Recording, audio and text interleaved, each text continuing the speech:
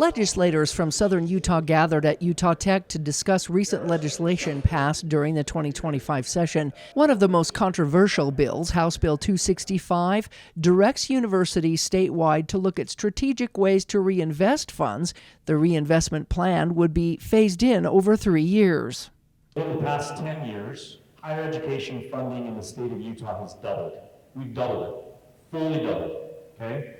And enrollment's grown by 13%.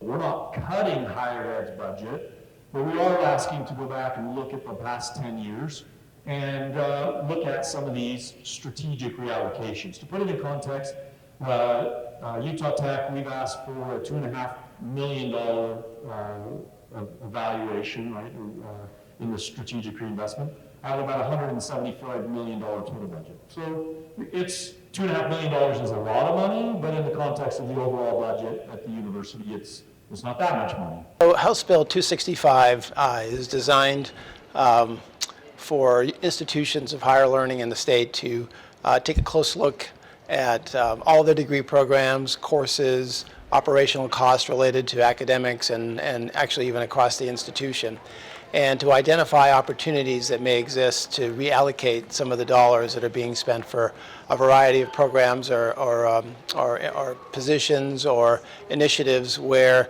the costs are high and the returns aren't as large as one would expect.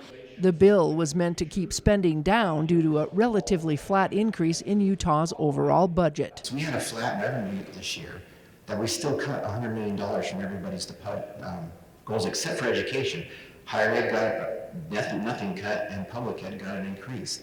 So it's not just on higher ed. This is something I think is our responsibility to do the due diligence to get to the nuts and bolts of where is this money going? Is it being utilized the best, or do we have something better that could replace it and become more efficient? The national debt is way too high. Can we grow out of this GDP-wise? Of course we can, but not if your spending is out of control.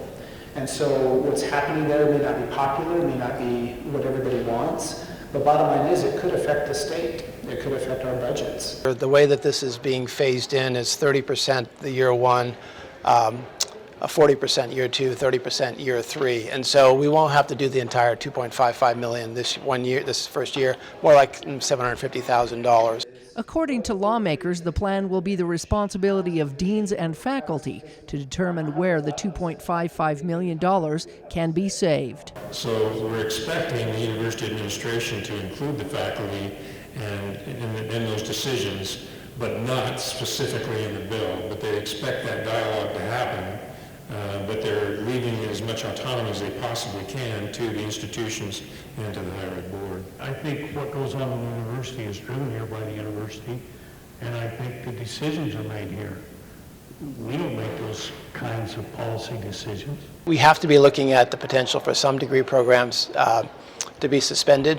It would be programs that have very few students that are enrolled, very few matriculating. So we're looking at all of our data right now to try to identify where some of that could happen. What we've done in the past is positions, when they come open, is to not fill them, and so that would be an approach we'll take when opportunities like that arise.